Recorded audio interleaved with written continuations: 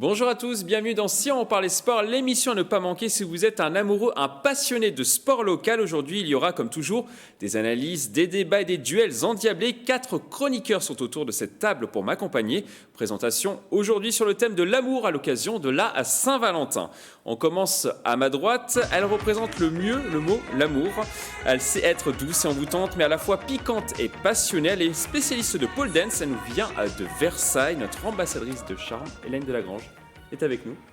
Bonjour, je suis ravie de revenir. Et Alors, puis, vous semaine de représentez l'amour. le mot amour aujourd'hui. C'est charmant. C'est très mignon. Après, les autres aussi. Hein. Après, ça va faire des jaloux, tout ça. Jean va dire ouais, pourquoi pas moi. Donc, On va faudra voir, lui on dire va aussi. voir. On va lui poser la question peut-être un peu plus tard. On passe de l'autre côté à musique. C'est un petit nouveau dans l'équipe aujourd'hui. Il fêtera sa 4e apparition. La Saint-Valentin est sa fête préférée après Noël, Mardi Gras, Pâques, le Nouvel An, la fête du travail le 14 juillet, la fête de la musique et le Beaujolais nouveau. Toujours avec modération, bien sûr. Stéphane Debizet sera avec nous pendant 1 heure. Bonjour. Stéphane, comment allez-vous? Pas bien, c'est la Saint-Valentin. Pas bien, vous n'aimez pas ça? Non, il faut faire des cadeaux, il faut être gentil, il faut... C'est pas votre truc. Oh non, non, non, non. Non, j'ai horreur de ça. Vous allez faire des cadeaux quand même dans cette émission. Oui, bien sûr, on va essayer. On va essayer, puis je peux faire un petit coucou ou- Un petit coucou très rapide. Très rapide. Voilà, à mon équipe de Nuit Saint-Georges de rugby fauteuil. Ce week-end, on a la 2e manche du championnat de France. On va essayer de se qualifier pour la finale. Donc, je voulais leur faire un petit coucou. C'est votre t-shirt, hein, c'est bien ça. Voilà, oui. Puis derrière, les Black Chairs. Les Black Chairs. Voilà. Alors on va passer maintenant de l'autre côté. Musique, on le surnomme le gladiateur, mais aujourd'hui nous allons l'appeler Dr Love. Cet homme ne recule devant rien pour conquérir les cœurs et notamment vos cœurs, chers téléspectateurs. Il nous vient tout droit de Versailles. Pierre Chevalier du Rugby Club de Versailles est avec nous. Salut Docteur Mamour. Comment allez-vous? Ça va bien, ça va très très bien. La Saint-Valentin pour vous alors? Oui, inspirant, Saint-Valentin. Petite fête des amoureux, petite fête commerciale souvent, mais toujours une occasion de parler de sentiments, donc c'est bien. Est-ce que vous êtes prêt à conquérir les cœurs des Ah, et téléspectateurs? ça va pour cette donner, j'ai émission préparé les poèmes et les mandolines. On passe de l'autre côté à musique. La Saint-Valentin est pour lui la fête à ne pas manquer. Il est d'ailleurs passé chez le coiffeur pour l'occasion. C'est un légendaire séducteur avec un charisme fou. Son rendez-vous idéal, une coupe de champagne, toujours avec modération bien sûr, avec un morceau de jazz. Jean Miss, ex-entraîneur de plaisir, est avec nous. Bonsoir, bonjour à tous. Vous êtes fait tout beau pour la Saint-Valentin. Ah oui, oui, mais c'est demain. C'est demain, c'est Demain. Ah, je suis déjà prêt, je suis au taquet. Ma petite femme, voilà, 40 ans, presque 40 ans, donc ça va. Coupe de champagne, toujours avec Une bouteille, avec bouteille. modération. Avec modération. Pas personne. Alors avant de passer au programme de l'émission, on commence par une information football direction le nord de l'Angleterre pour Jean-Kévin Augustin. Le Plaisirois, formé notamment au PSG, rejoint le club de Leeds en 2e division anglaise. Le joueur a vu son prêt résilié par l'AS Monaco et sera prêté jusqu'à la fin de la saison par le club de Leipzig avec qui il est sous contrat jusqu'en 2022 à Leeds. L'Yvelinois retrouvera notamment un certain Marcelo Bielsa, l'ancien entraîneur de l'OM, veut en faire un titulaire indiscutable. Qu'en pensez-vous? C'est une bonne idée ou pas? Vous votez, oui ou non? Oui, oui. Pour lui, hein, bien sûr. Oui, pour lui, oui, bien sûr. Pour lui. Stéphane Debizet, Oui. vous êtes un spécialiste football, notamment. Oui. Vous connaissez Jean-Kévin Augustin? Et qu'en pensez-vous? Oui, Non, ben, j'en pense que pour l'instant, il n'a rien prouvé.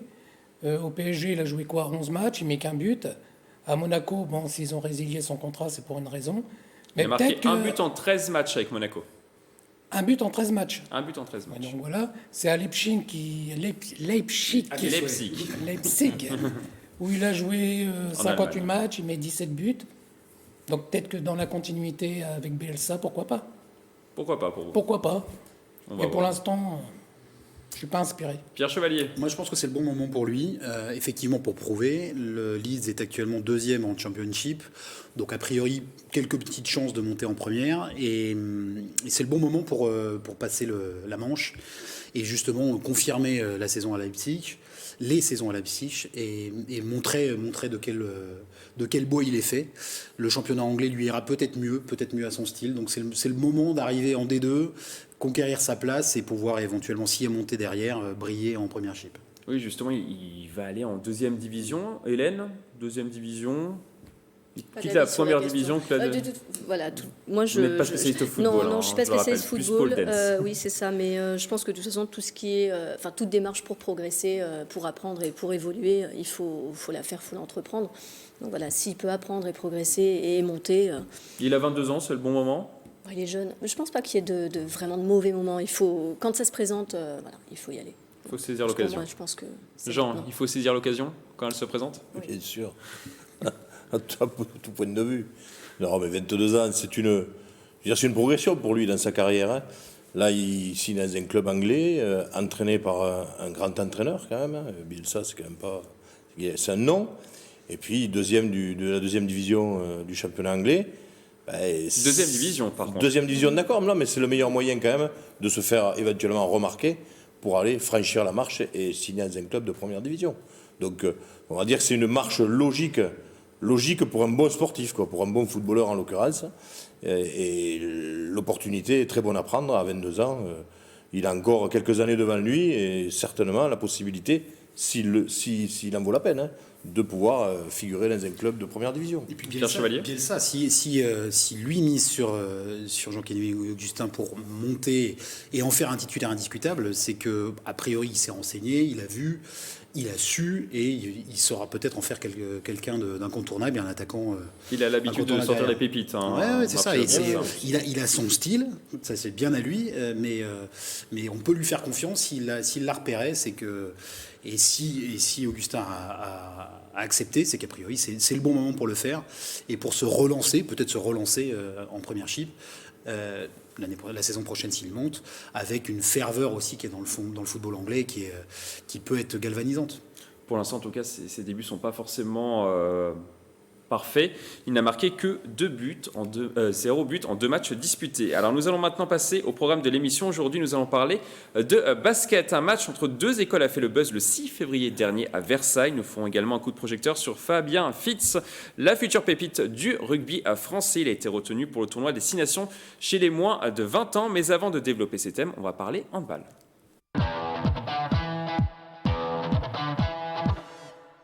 On commence donc par du handball. Trappes PSG, c'était l'affiche de cette 14e journée du championnat honneur régional ce samedi 1er février.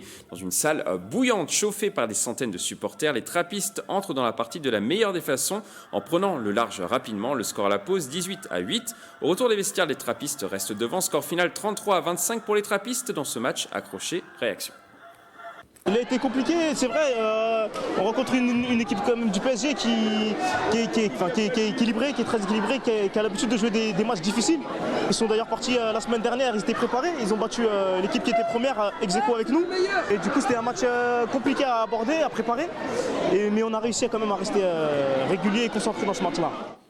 Au classement, Trappes reste leader avec Val d'Europe. Prochain match pour les trappistes le samedi 29 février sur le terrain de Montfermeil, 4e du classement. Une victoire permettra à Trappes d'envisager une 6e montée consécutive en 5 ans. Ils étaient leaders, voilà, ils sont leaders à égalité, 39 points. Une petite réaction sur cette victoire avant de passer à la question sur cette thématique. Jean.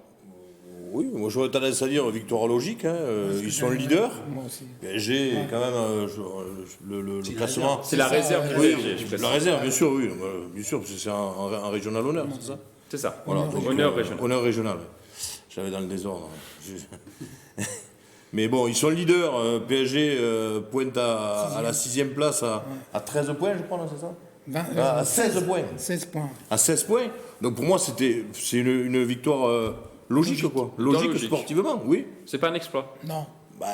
Non, quand le deuxième, avec 16 points d'avance, bat le 6e, en plus à domicile, pour moi, c'est pas un exploit. Stéphane ? Pour moi, l'exploit, il en est que dans le nom. C'est tout. C'est parce que c'est le PSG hand. Mais Trappes est leader. Ouais, mais 16 points d'avance. Co-leader. Oui, co-leader. 16 points d'avance sur Paris. Paris qui, en plus, a perdu à domicile contre le dernier. Donc, pour moi, il n'y a pas d'exploit. C'est logique. Le leader s'impose. Pierre Chevalier. D'accord avec mon ami Stéphane, c'est l'affiche qui fait se poser la question. Voilà. Mais en fait, c'est une équipe réserve du PSG. C'est loin de l'équipe des All-Stars du PSG handball de première div. Et donc là, la logique sportive est respectée. Qui plus est à la maison, donc pas de surprise. Pas de surprise. En plus, Paris, 14 matchs, 8 défaites. Voilà, c'est tout.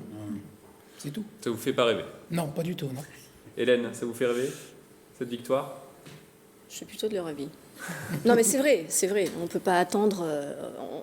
De toute façon, on n'attend pas que quelqu'un qui domine ne gagne pas. Vu le résultat, c'est Aujourd'hui, pas mieux. C'est pas une surprise. Non. Aujourd'hui, c'était le contraire. Le contraire, ça aurait été la surprise. Que le PSG ait gagné à Trappes, là, ça aurait été une surprise. Là, c'est avec l'écart. Mais là, non. Sportivement, non. Alors, on va passer à la question sur cette thématique. Le club a réalisé 5 montées en 6 ans. La question sur ce thème, autant de montées peuvent-elles nuire au club? 5 montées en 6 ans. Oui ou non? Non. Vous savez pas trop? Non. Donc on va dire non. Jean, alors vous étiez le premier à dégainer comme d'habitude. Non, j'ai dit non parce que tant qu'il y a des résultats et que ça fonctionne et que ça gagne, je vois pas pourquoi il s'arrêterait dans si bon chemin. Il est certain qu'à mon avis, au niveau, je suis pas un spécialiste du handball, mais au niveau auquel il évolue, à mon avis, les montées jusqu'à où ils sont arrivés maintenant sont peut-être assez faciles, entre guillemets, sportivement, sans remettre en question le niveau du sport et du handball. Hein.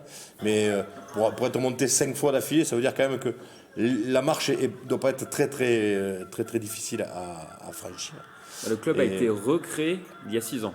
Justement. Voilà, donc recréé, oui, non, mais après, voilà, recréé. Donc ils ont commencé déjà au plus bas niveau. Tout à fait, mais ça doit aller très vite. Je pense qu'une fois qu'ils ont les structures, qu'ils ont les joueurs, et donc ça va très vite, le résultat est là. Après, c'est la spirale, on le dit souvent dans cette émission, la spirale des victoires dans le sport, ben, ça fait qu'il ne s'arrête pas. Il ne s'arrête pas. Après, la montée, le niveau, c'est national ou juste au-dessus? Il y a pré-national, non, il y a quand même quelques étapes. Oui, ah oui, il y a encore pré-national, donc voilà. National, voilà. Ouais, donc, bon, voilà. Là, ils vont peut-être après commencer à freiner un petit peu. Pour arriver en première division, il faut au moins 7...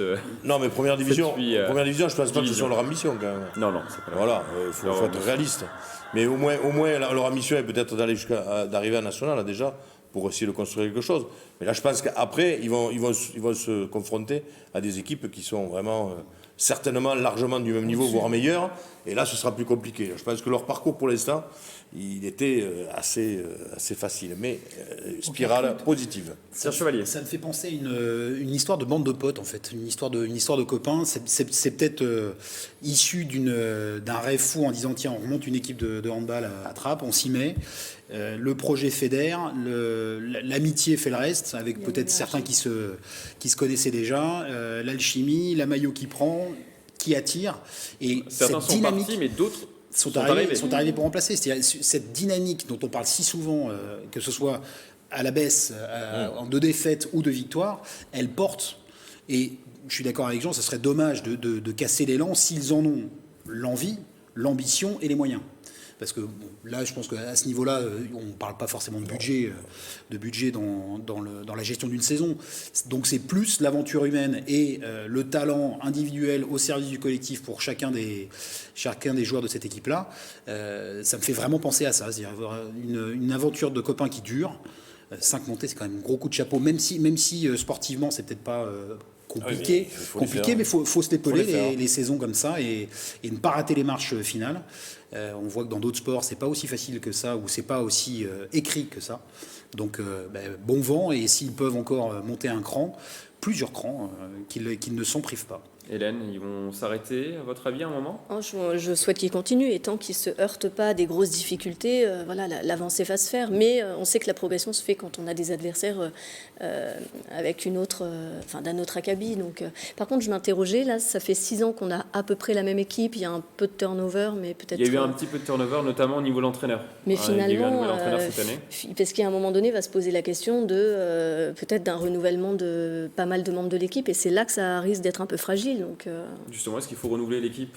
Alors, s'il n'y a pas besoin, mais oui. Ça gagne, Oui, mais c'est ça. Mais après, bon, il y a les vies de chacun, les propositions extérieures, et c'est là qu'il faudra. Ça gagne pour l'instant. Oui, non, on laisse tel quel, mais après, par des sollicitations extérieures, des événements extérieurs, on peut avoir des fragilités comme ça qui se créent, qui apparaissent. Donc, ce qui est dans ces niveaux-là, comme c'est du sport amateur, les uns et les autres ont des boulots à côté, donc ça dépend aussi de ça, de cette actualité-là, ceux qui arrivent et ceux qui partent. Donc a priori, ça s'est quand même pas mal compensé récemment, mais à ce niveau de sport amateur, c'est les vies professionnelles et les vies personnelles, effectivement, qui jouent un peu sur la vie du groupe. Est-ce qu'il faudra recruter quand même?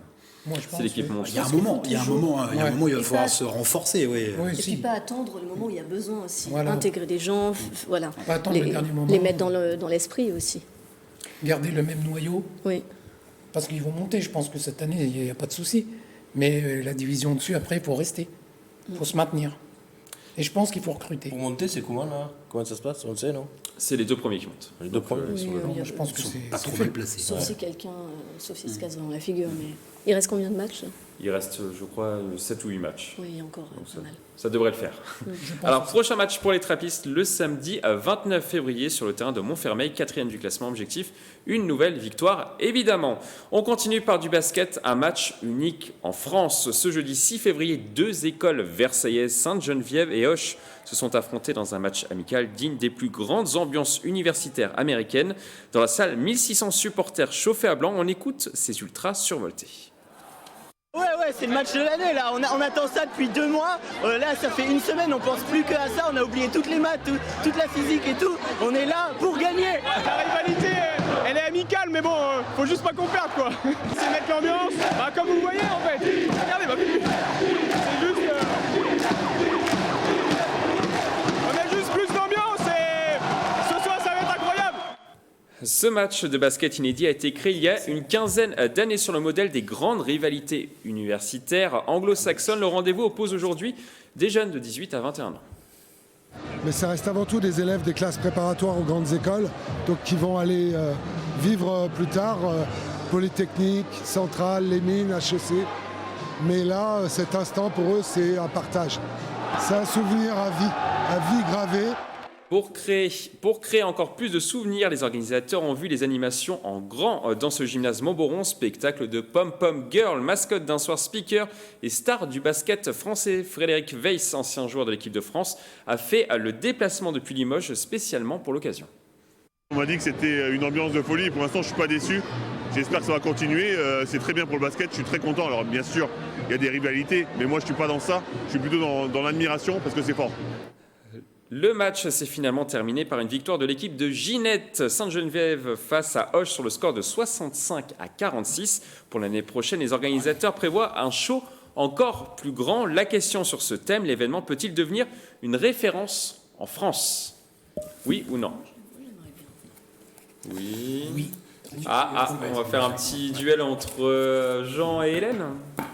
Hélène, vous commencez? Moi, j'aimerais bien. Je pense que c'est un modèle convivial d'échange et de partage. Donc, ça se passe déjà aux États-Unis. Après, il n'y a peut-être pas. Oui. Après, il y a peut-être pas assez de matchs comme ça en France. Je ne sais pas si d'autres manifestations. C'est unique en France. Oui. Pourquoi pas? Après, avec ça des fédère. classes préparatoires comme c'est Ça le cas. fédère tant que c'est pas vraiment. On rentre pas dans les grosses rivalités. C'est du sport. Ça fait bouger la jeunesse. Moi, j'aime bien. J'aimerais bien que ça devienne quelque chose qu'on voit plus. Après de là à devenir une référence, faut que ça prenne le temps, mais ouais. Jean. Oui. Non, mais oui, alors c'est bien, bien sûr, on est là, c'est mignon, ça fait faire du sport. Oui, il y a de l'engouement, il y a 1600 personnes, c'est bien. Mais de là à ce que ça devienne une référence, alors déjà, si on fait le rapport avec, mettons, Cambridge, Oxford, le célèbre match de rugby qui a lieu tous les ans. Le Varsity. Le Varsity match. C'est un match de rugby. Voilà, match de rugby qui a lieu tous les ans à Londres, à Twickenham d'ailleurs. Hein. Donc, si on fait référence à ça, c'est une goutte d'eau. C'est un match, par exemple, ça a à peu près 150 ans, cette rencontre, Oxford-Cambridge. Là, ça a 15 ans. Voilà, ça se joue à Twickenham, c'est retransmis sur la télévision, ça se joue à Twickenham devant plus de 70 000 personnes. Donc, c'est sûr que ce n'est pas le même événement. Déjà, je changerais le nom, parce que pour être attractif et puis devenir un petit peu l'emblème de ce genre de choses, Ginette contre Auch, ça fait un peu bar tabac du village du coin, quoi. Donc déjà, moi, je changerais un petit peu le nom. Je mettrais un petit peu plus de peps là-dedans. Et après, je ne remets pas du tout en cause, c'est très très bien. Mais la question, c'était, est-ce que ça peut devenir une référence? Non, je pense pas. Pierre, qui vous a convaincu? Moi, j'étais partagé. J'étais partagé dès le début. Pour bien connaître le sport universitaire, pour avoir joué notamment au rugby, on a un déficit de culture et d'engouement autour du sport en général en France, même si c'est en train de changer. Mais en sport universitaire, ça se joue dans un anonymat à peu près total. J'ai eu la chance de jouer des huitièmes ou des quarts de finale de championnat de France universitaire, donc avec un niveau correct, devant 2 spectateurs qui étaient nos mamans respectives à ce moment-là. Quand on compare après avec des sports, alors faut pas, mais les sports américains, on passe de la NCAA à Ginette Hoche, effectivement, il y aura du mal à avoir une sorte de référence. Mais ce qui me partage en termes d'avis, c'est que je suis prêt à pousser l'initiative et la démarche, parce que il y a du monde, il y a de l'ambiance, même si ça fait un peu cheap. C'est-à-dire, quand on regarde un petit peu les images par rapport à un match de NCAA ou de basket universitaire, il y avait quand même des pop-up girls, il y avait des mascottes. En fait, ils essayent de faire comme. Ça fonctionne quand même malgré tout. Ça fonctionne dans la salle parce que ça a l'air bouillant, ça a l'air survolté. Là. Et je suis quand même heureux de voir ce genre d'affluence, d'ambiance pour un match universitaire. Que ce soit du basket, du rugby, du foot, j'en passe et des meilleurs. Mais c'est en tout cas une initiative qui mérite d'être poussée.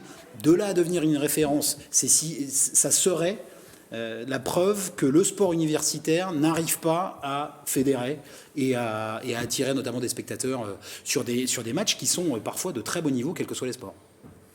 Tony Parker qui donne un maillot dédicacé, Nicolas Batum. Finalement, le show, c'est plus dans les tribunes que sur le terrain. Avec les prépas, c'est toujours dans les tribunes, le show, quoi qu'il arrive.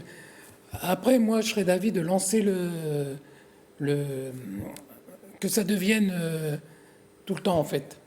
Ce permanent. Voilà, là, ça fait plus national. Là, ça fait 15 ans. Là, ça fait 15 ans, mais c'était la première année, attention, qu'ils jouaient dans un gymnase aussi grand. Le gymnase Montboron, d'habitude, c'est un petit gymnase de 600, 700, 800 personnes.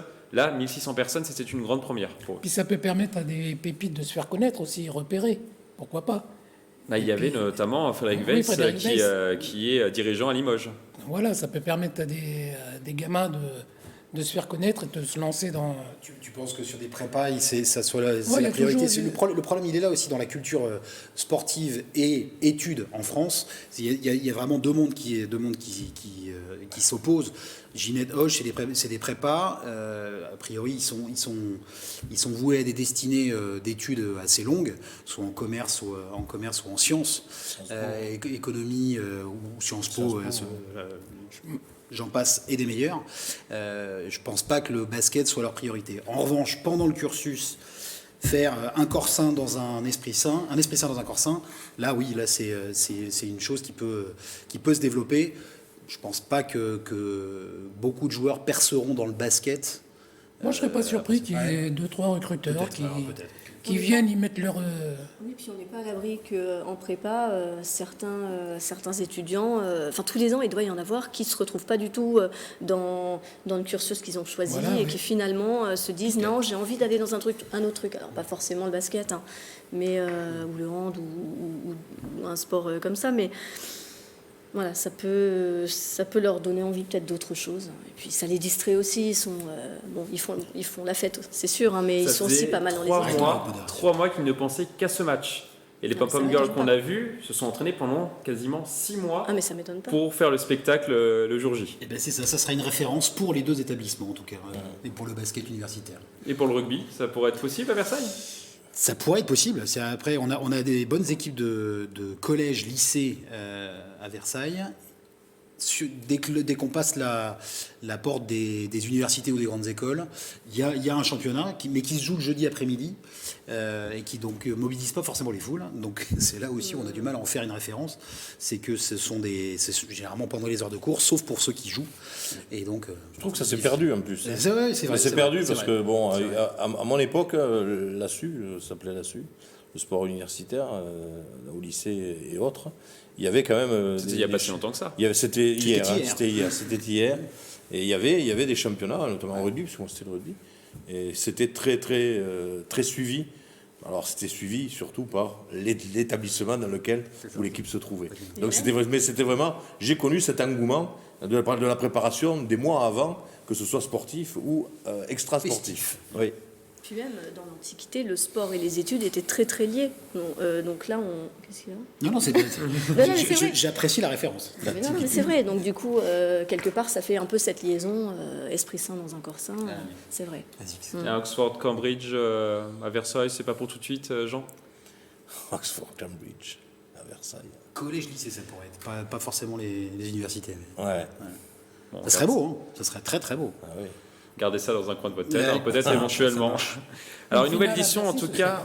Comment, Stéphane ? Pourquoi pas un jour une finale à Bercy, prépa? Pourquoi pas ? Ça pourrait être un grand show, quoi. Le message est passé, en tout cas, si les organisateurs nous écoutent. 40 000. Alors, une nouvelle édition est déjà programmée, en tout cas, pour l'année prochaine. On passe maintenant à notre page coup de projecteur.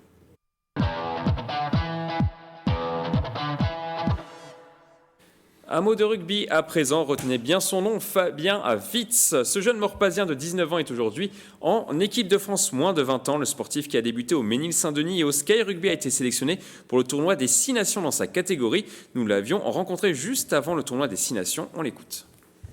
Mon objectif, c'est de faire le plus de matchs possible, montrer le meilleur de moi-même, m'améliorer. Parce que les sélections, c'est toujours l'occasion d'être avec les meilleurs, etc. Donc c'est l'occasion de se montrer et de donner encore plus qu'en temps normal. Donc c'est vraiment essayer de s'améliorer et travailler tous les petits détails et les petits points qui me font défaut. La question sur ce thème peut-il devenir la future pépite du rugby français ? Vous votez, oui ou non ? On va peut-être faire un duel entre les deux spécialistes rugby. Alors Jean, vous êtes partagé et Pierre également. Partagé, oui, parce que voilà, là pour l'instant, effectivement, il suit le cursus logique et normal d'un bon joueur de rugby. Il est en équipe de France de sa catégorie, donc on ne peut pas faire mieux pour l'instant. Il joue au Racing 92 aussi, voilà, il a joué à Massy juste avant. Obligatoirement, il joue dans un grand club, ça c'est sûr, c'est certain. Il est dans une grande progression. Il est en équipe de France moins de 20, impeccable. Après, malheureusement ou heureusement, mais ça on peut pas le décider, il y a quand même une belle marche à monter pour après carrément tomber dans le professionnalisme, parce que là c'est carrément en faire son métier et son avenir, tomber dans le professionnalisme. Donc ça va être par rapport, il en est conscient, c'est ça que j'ai bien aimé moi dans son interview, il en est déjà conscient parce qu'il sait qu'il faut qu'il montre le meilleur de lui-même pour pouvoir intéresser tout le monde, intéresser les clubs du top 14, les entraîneurs, les éventuels, pourquoi pas, puisque là, on a Fabien Galtier qui, aujourd'hui, à la tête de l'équipe de France, fait énormément confiance aux jeunes joueurs, et ça fonctionne, on le voit après les résultats des 2 premiers matchs de notre 15 national. Donc pourquoi pas, mais on ne peut pas dire aujourd'hui, Fabien Witz, 2m02, 120 kg, ça va être la pépite. 110 kg. 110, voilà, donc voilà. Il a dit qu'il allait prendre 10 kg de muscle, c'est pour ça. Donc on peut pas le dire. Il est bien parti, en plus, il a un gabarit qui est intéressant sur un poste où on n'est pas énormément riche en France, donc pourquoi pas. C'est tout ce que je lui souhaite en tout cas, parce que là, pour lui, ce serait magique. Pierre Chevalier. Dans le côté plus, donc oui, ça peut être un des tout bons éléments des futurs du 15 de France, c'est qu'il est, d'accord avec ce que Jean vient de dire, il est bien formé, il est dans les standards physiques et athlétiques du poste de deuxième ligne moderne, je le rappelle, coureur, 2m02, 110 kg. Coureur, ce que vous n'avez pas remontré, et c'est les images qu'il y avait eu l'année dernière sur un sujet de l'éminent Nicolas Dandry, journaliste chez TV78, qui avait tourné à la Canal, là où était Fabien, et qui montrait en exercice la qualité de passe pour un deuxième bar. Justement, ces superbes images de Nicolas Dandry, exactement, voilà, journaliste chez TV78. Spécial dédicace. Et Jean le sait comme moi, les deuxièmes lignes de notre époque hier, avant-hier, c'était plutôt des déménageurs de piano plutôt que des virtuoses. Là, faire une passe vissée de 20 mètres des deux côtés, c'est relativement étonnant pour un deuxième ligne. C'est rare et surtout techniquement, c'est pas facile pour un deuxième ligne de ce gabarit-là. Donc il est dans les standards. Il est dans la progression. Il a commencé au Ménil-Saint-Denis. Ensuite, il passe au Sky. Ensuite, Massy. Et là, maintenant, le Racing. Il est repéré, je pense, ou surveillé. Ces images quand il était jeune. Voilà. Et il a grandi d'un coup. Là, sur ces images-là, ça a été le plus jeune joueur là, de ce tournoi-là, par exemple. Quand il avait 15 ans. Mais il était petit. Il a grandi très vite. Et il a grandi d'un coup pour venir dans les standards actuels du poste. Donc il est vraiment sur les bons rails. Ça me fait penser aussi à un tout bon joueur d'ailleurs dont le père a joué à Versailles il y a quelques années. Retenez bien ce nom, il s'appelle Thibaut Flamand. On parlera de lui dans quelques années parce qu'il est au Wasps actuellement et il va jouer dans un autre grand club du top 14 dans pas très très longtemps. Son père est à Bruxelles, donc, cher à un autre membre de la régie. Et donc ça me fait penser à ces joueurs-là. Maintenant, dans les catégories moins, pépite, le terme de pépite, c'est quand même très difficile à sortir. Pourquoi lui et pas les autres? On voit actuellement dans le tournoi Destination que la France démarre par la plus belle des manières en tapant l'anglois, qu'il y a des tout bons jeunes dans notre formation. Je rajoute dans le plus aussi un point que j'ai oublié, c'est sur le côté formation française, donc GIF, un jeune issu de la formation française, et ça jouera pour lui pour aller jouer dans les clubs de top 14. Mais dire que c'est la pépite parce que il n'y en aurait pas d'autres, c'est assez difficile à positionner. Ça sera sûrement un des piliers de l'équipe de France, notamment il est leader de touche avec les U18 et les U20. Laissons-lui le temps de maturer, mais a priori, sur le papier, il a tout pour percer. De là à dire que c'est la pépite, peut-être quelques nuances. C'était la masterclass de Pierre Chevalier. Hélène, vous voulez réagir? Oui, je disais, à la vitesse d'évolution physique et sûrement de jeu qu'il a, déjà il est un peu trop tôt pour parler de pépite, mais on va le voir, je pense, assez rapidement. 19 ans, je le rappelle. Oui, mais c'est ça. Je pense qu'on va voir assez rapidement, si son évolution continue comme ça, à l'emmener vers à être tant remarqué. Et on le saura rapidement, là, je sais pas... Enfin, là, donc Racing 92, après... Racing 92, mais il ne joue pas. Hein. Il a été chez les remplaçants parfois, mais il ne joue pas titulaire. Il est en entraînement là-bas, c'est quand même un grand club. On le saura dans les prochaines années. Et puis on verra ce qu'il fait après le Racing 92, parce qu'il ne va peut-être pas y rester non plus des années. Et d'ailleurs, on le voit bien, puisque les moins de 20, ça fait 2 fois qu'ils sont champions du monde d'affilée en France, donc une belle génération. Et on voit logiquement, si on part de ce principe, on devrait dire tous ces joueurs-là qui sont champions du monde devraient évoluer dans tous les clubs du top 14. Et on en est loin. On en est loin d'avoir tous ces joueurs-là. Donc c'est toujours pareil. Moi je dis, c'est son poste. Son poste va lui favoriser, peut-être lui ouvrir des portes par rapport à ses qualités. Stéphane Debizet, vous qui êtes un grand spécialiste rugby. Totalement, oui. Je sais pas, la trouille me fait dire, ne contredis jamais un rugbyman. Ils ont raison. Alors, il a joué le dernier match contre l'Italie. Il était remplaçant au coup d'envoi. 17 minutes, je crois. Il a joué très peu. Il a joué à peu près 17 minutes. Il n'a pas joué le premier match contre l'Angleterre. Le coach lui a dit, tu joueras sur la deuxième rencontre contre l'Italie. Est-ce qu'on s'enflamme pas un petit peu pour l'instant, parce qu'il vient tout juste d'intégrer finalement ce groupe? Pour le laisser grandir et puis voir ce que ça donne plus tard. C'est tout. C'est tout.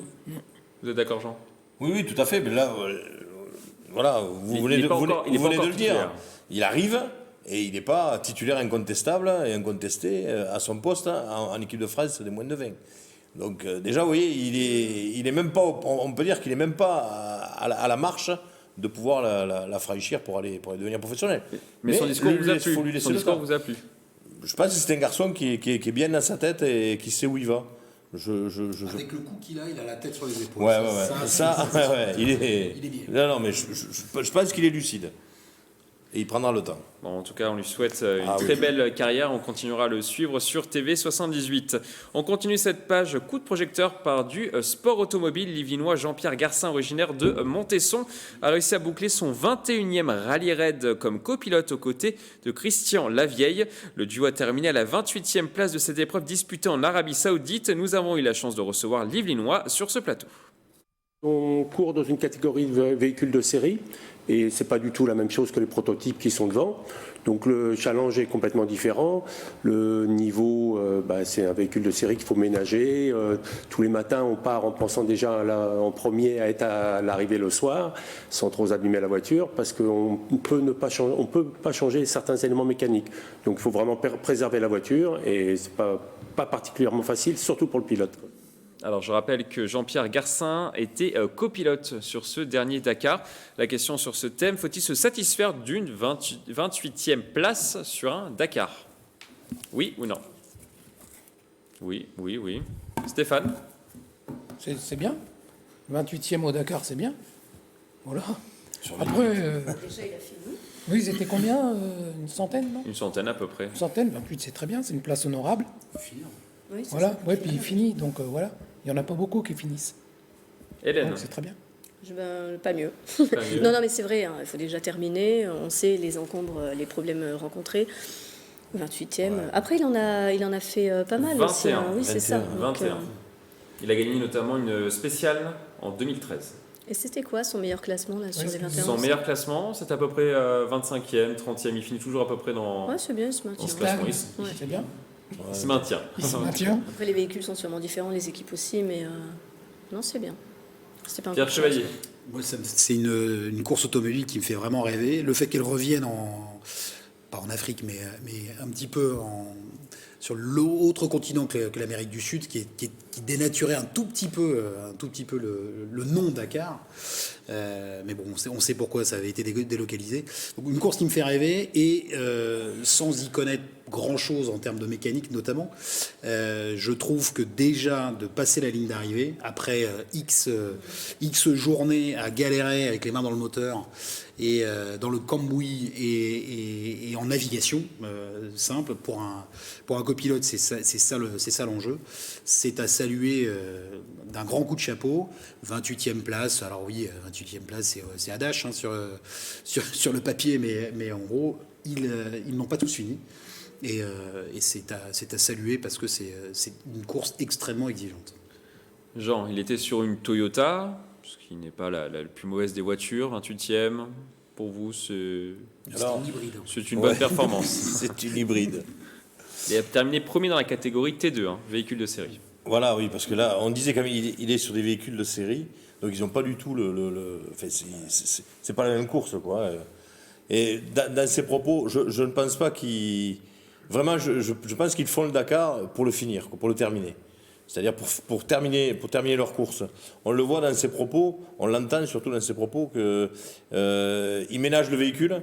Leur objectif, c'est d'arriver dans les temps à chaque fois, de préparer le véhicule pour le lendemain parce qu'ils n'ont pas la même assistance que les véhicules, les prototypes, les pros.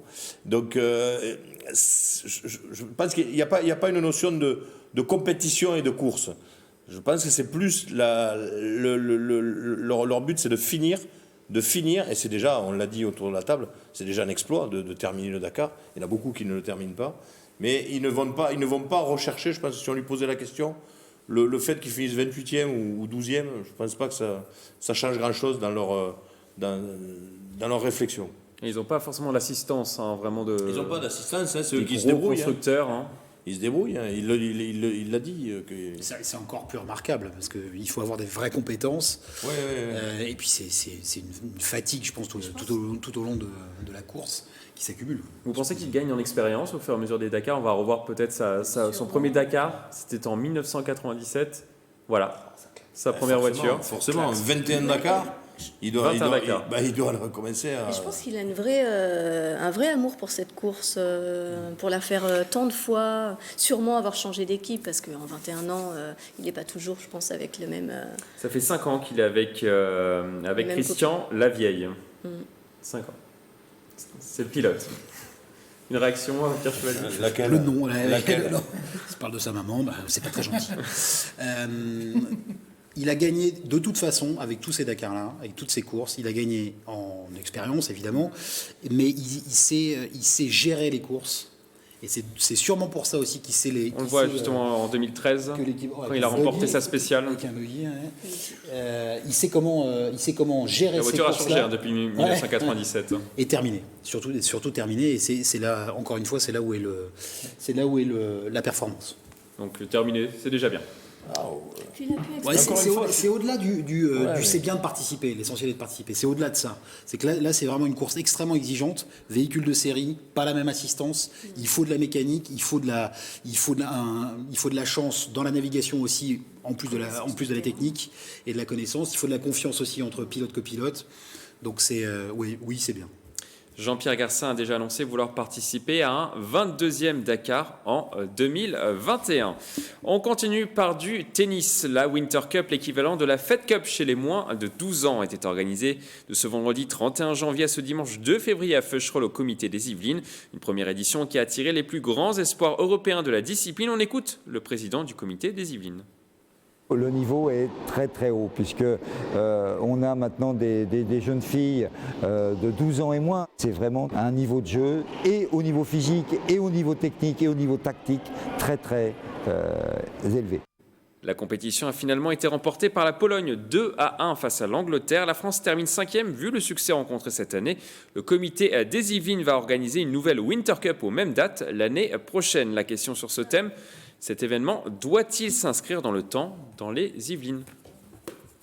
Oui. Stéphane de Bizet. Oui. Je suis d'accord. La Winter Cup, c'est bien. Vous connaissez peut-être la Fed Cup? Je connaissais la Fed Cup, la Winter Cup, je ne connaissais pas. Mais ça peut permettre à des jeunes de commencer à s'affronter dans le haut niveau. Ça peut être un palier pour plus tard. Pierre Chevalier. C'est une très bonne manière en fait d'essayer de faire comme les grandes, puisque là on a vu la Fed Cup gagnée par les filles l'hiver dernier, en fin d'année dernière. Et c'est si les Yvelines, dont on parle si souvent sur ce plateau, en termes de sport, savent accueillir et organiser tout type de compétition, tout sport confondu, ça n'est que pour notre plus grand bonheur, je pense. Et en termes de tennis, de pouvoir attirer toutes les nationalités sur un tournoi qui deviendrait référent, c'est une chose à souhaiter sans aucun doute.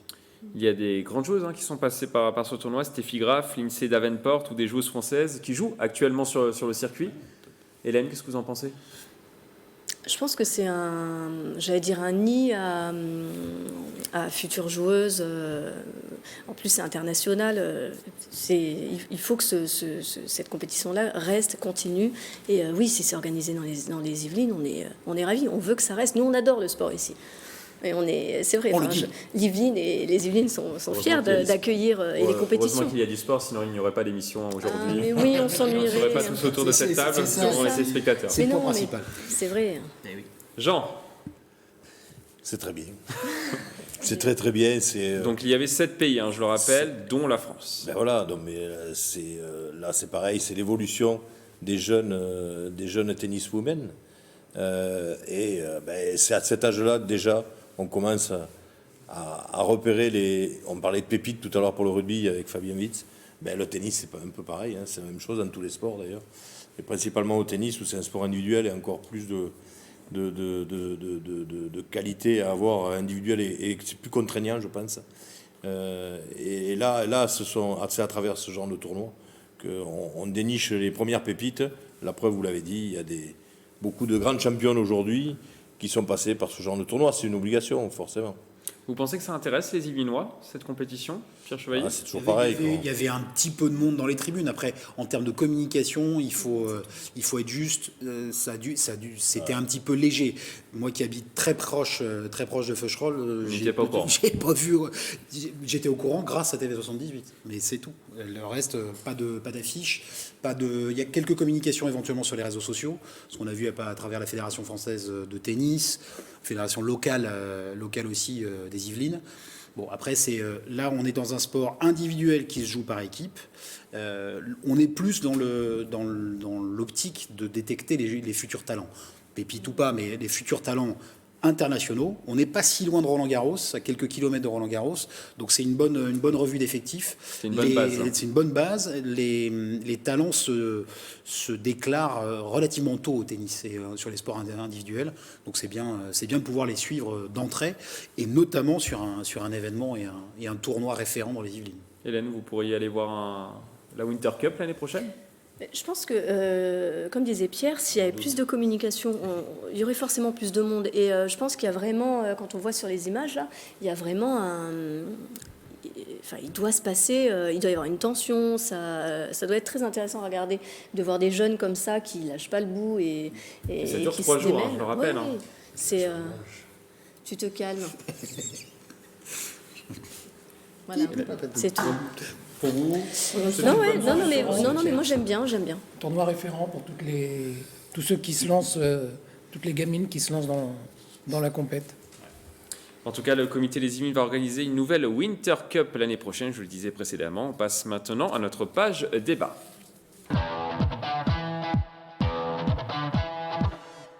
Des places prisées et un public qui répond présent. La 3e édition du tournoi e-sport a de nouveau fait le plein ce week-end. Plus de 200 joueurs se sont affrontés durant toute une après-midi, amateurs comme professionnels. Après 2 saisons tournées autour du Hearthstone, le tournoi s'est ouvert à 2 nouveaux jeux, du football avec FIFA 20 et League of Legends, jeu numéro 1 du monde de l'e-sport qui vient de fêter ses 10 ans. On écoute l'organisateur. L'idée, c'était que les jeux, c'est un peu comme des disciplines sportives. On a beau être sportif, si on ne joue pas au rugby, on ne va pas forcément suivre le rugby. Donc là, l'idée, c'était d'avoir plus de diversité, plus de personnes qui étaient intéressées, mais pas forcément sur un seul jeu. Donc là, ça a permis d'avoir des communautés de 3 jeux. Après, on peut imaginer qu'il y en aura peut-être 4. Les vainqueurs se sont partagés près de 4 000 € de dotation. Les équipes pensent déjà à une 4e édition. La question est simple, doit-on organiser plus de compétitions de e-sport dans les Yvelines ? Non. Ah, on fait un petit duel entre vous, Pierre, qui avait dégainé en premier, et Jean, qui a dégainé en dernier aujourd'hui. Oui, moi, c'est la tranche. Moi, c'est mitigé.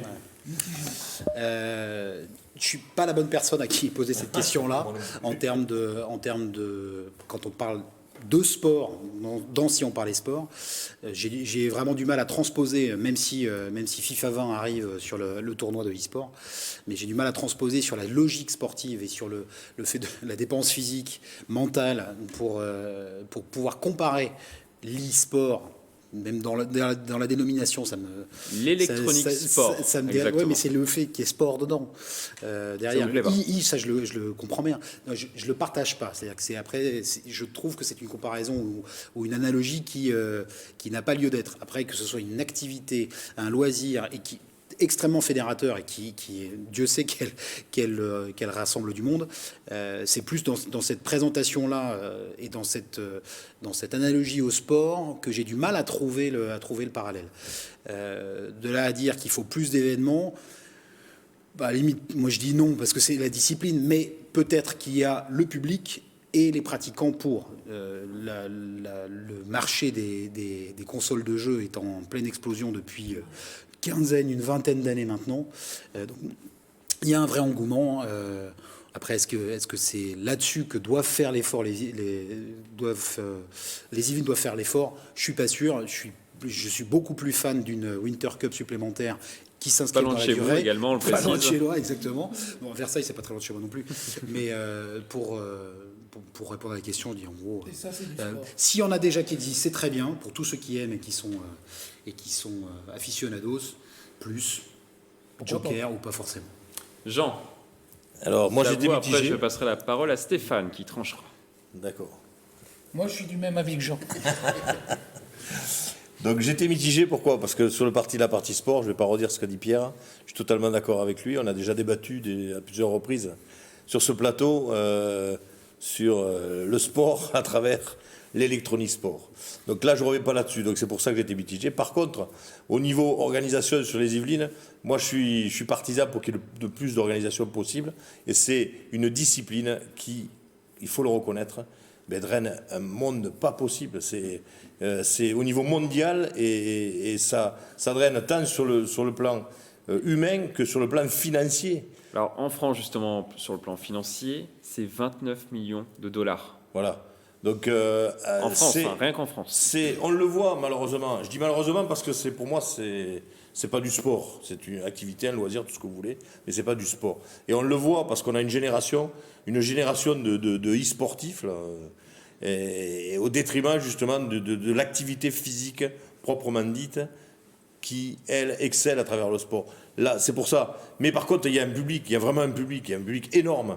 Donc, si on veut, les Yvelines, beaucoup d'organisations... Donc on ne peut pas passer à côté du phénomène. Mais pour moi, non. Parce que justement, c'est un phénomène et qui, à mon avis, a encore de belles années devant lui. Donc c'est pour ça que j'étais mitigé. Stéphane? Je suis d'accord avec Jean. Ça vous intéresse? Non, pas du tout. Non, parce que Pourquoi? jouer sur une console, je sais pas, pour moi, c'est pas du sport, ça. Mais ce serait bien de surfer sur l'engouement du e-sport. On parle de e-sport, par exemple, aux Jeux Olympiques. Oui, donc pourquoi pas. Pourquoi pas à Paris? Il y a la demande, donc voilà. Il y a les pratiquants, il y a la demande. Alors justement, en termes de pratiquants, en France, il y a exactement 935 personnes qui vivent du e-sport et qui se disent professionnels. On est le 4e pays avec le plus de joueurs derrière les États-Unis, la Corée du Sud et la Chine. Moi je dis, tant qu'à faire du e-sport, autant que ce soit sur sur des jeux qui favorisent l'activité physique, les jeux de danse, de chorégraphie, avec accessoires, tu veux dire. Oui. Ouais. Là pour moi on serait vraiment sur quelque chose qui peut fédérer, qui peut rassembler les jeunes, tout en faisant quelque chose de sportif. Et là on pourrait parler de sport, de capacité physique aussi, de coordination, peut-être vitesse, force. Tu vois, je pense certains joueurs s'entraînent durement. Non, mais d'accord, on est d'accord. On a déjà fait le j'entends. débat sur ce plateau, sur les entraînements et l'énergie que dépensent ces pratiquants. On est d'accord. Sauf que quand on dit, moi ça me fait mal, franchement, lorsque vous dites que le e-sport, on en parle pour que ça arrive aux Jeux Olympiques. Comme je disais tout à l'heure, là. J'ai mal à mon cou. Oui. Et il y a des Grecs qui doivent se retourner parce que ça fait mal, quoi. Je veux dire, que le e-sport arrive aux Jeux Olympiques, c'est pas du sport pour moi, donc non. Je suis effaré par... Vous avez l'air de beaucoup souffrir, hein, Jean. Je suis effaré parce que je vois de temps en temps aussi, sur cet engouement du e-sport, de voir des jeunes, familles ou des enfants de copains, etc., qui passent leur temps à regarder sur les smartphones, à regarder des gens qui sont en train de jouer et qui décrivent ce qu'ils sont en train de faire. Ça me dépasse. Hélène? Il y a un bouquin qui est sorti il y a un petit moment, qui a été écrit par quelqu'un dont j'ai oublié le nom, qui s'appelle Le crétin numérique. Et en fait, c'est ça, c'est les enfants d'aujourd'hui, là, de cette génération-là, sont tout le temps sur les écrans, etc. Et ne sont pas forcément dans la socialisation, ne sont pas forcément dans le sport, etc. Et là, je pense que c'est très bien qu'il y ait de l'engouement comme ça, mais ça ne favorise pas les échanges ni rien. Donc, ça ne remplacera pas le sport. Pour moi, e-sport, les deux ne vont pas vraiment bien ensemble. Mais est-ce qu'il faut en faire plus dans les Yvelines, malgré tout? S'il y a la demande. Alors, c'est pas forcément les jeunes, d'ailleurs, qui jouent au e-sport. Hein. Ce sont principalement des personnes de 35 à 49 ans qui jouent en tant que professionnels. Ce ne sont pas forcément les jeunes, attention. Oui, non, mais ça j'entends. C'est célibataire, non? C'est les as de la manette. Pour en arriver là, il faut accumuler des heures de jeu qui font qu'on ne fait rien d'autre, en fin de compte. Donc, non, si on voit un écran, je ne sais pas. C'est ça. Après, il y en a certains qui sont dans une maison 24 heures sur 24 à s'entraîner, comme des sportifs de haut niveau finalement. E-sport, en fait, ils restent enfermés chez eux. Ils sont dans un canapé avec une manette. En fait, je pense que peut-être les pouces musclés, genre. Il y a peut-être juste un entraînement nerveux quand il y a de la tension dans des jeux, mais je pense que non, mais je pense que ça s'arrête là. L'activité sportive, c'est juste de changer de canapé, en fait. Vous allez chercher une boisson fraîche. Voilà, et encore, je suis pas sûr qu'il y ait. On va passer maintenant à notre dernière thématique, un sport que tout le monde peut pratiquer. Également, à Montigny-Bretonneux a accueilli un rendez-vous d'échecs, le 18e tournoi d'automne organisé par la Dame Noire, le club local de la ville. Le principe, des groupes de 10 participants se sont affrontés pendant l'événement. Quelles sont les recettes pour remporter la victoire aux échecs? L'un des organisateurs, Jean-Marie Couradin, répond au micro de Manon Varaldo.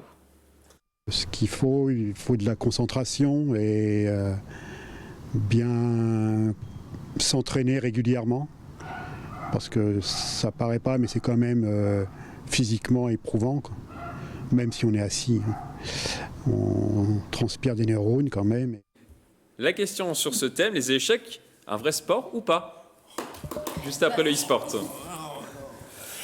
Oh, vous me décevez, Jean. Je pensais que vous alliez répondre oui. Non, mais... Ah oui pour Stéphane. Oui, comment? Je pense qu'on est plus... J'ai mis oui. Oui, donc oui.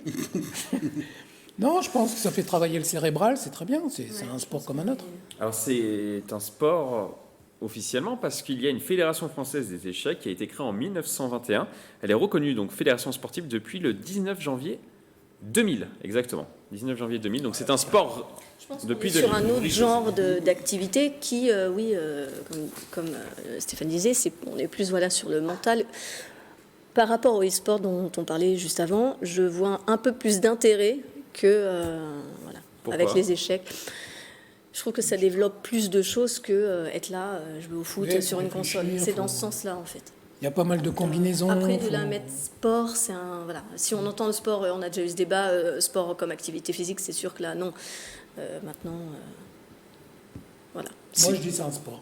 C'est un sport pour vous, Stéphane. Jean? Non. Donc, il est un amateur d'échecs également? Oui, par contre, oui, je joue aux échecs, tout à fait. L'organisateur de la Dame Noire, c'est Ouais, il a un sacré peps. Hein. il vraiment. Il a les pleins gaz. Hein. Franchement, c'était peut-être en fin de journée. Donc c'est pour ça qu'à travers ça, je rejoins Stéphane lorsqu'il dit que c'est un sport épuisant parce qu'il avait l'air épuisé quand même. Donc j'espère qu'il va mieux. J'espère qu'il va beaucoup mieux. C'est une discipline formidable. Pour la stratégie, pour le cérébral, pour la maîtrise, l'anticipation et le calcul. D'ailleurs, il y a des humains qui s'opposent à des machines et vice-versa. Mais ce n'est pas un sport au sens propre du terme. Il y a environ entre 200 et 300 millions de joueurs dans le monde. Hein. Tout le monde peut jouer. Tout le monde peut jouer. On y a tous joué avec des grands-pères, avec des parents et autres. C'est une discipline fantastique. 900 clubs en France et 55 000 licenciés. Ah non, ça c'est certain. Elle n'est pas sportive. Non, ça, l'engouement depuis tout temps. On ne dit absolument rien depuis tout temps. Et sur son intérêt, comme tu disais, mais pas sportif. C'est déjà la fin de cette émission. On va devoir rendre l'antenne pour aller jouer justement aux jeux vidéo e-sport avec Pierre Chevalier. Alors on va terminer comme d'habitude par une citation. Aujourd'hui, je vous propose une citation de Zlatan Ibrahimovic. Vous pouvez avoir une grande équipe et ne pas gagner de trophées. Ce sont les trophées qui font les grandes équipes. Je vous laisse méditer sur cette phrase. À bientôt sur TV 78.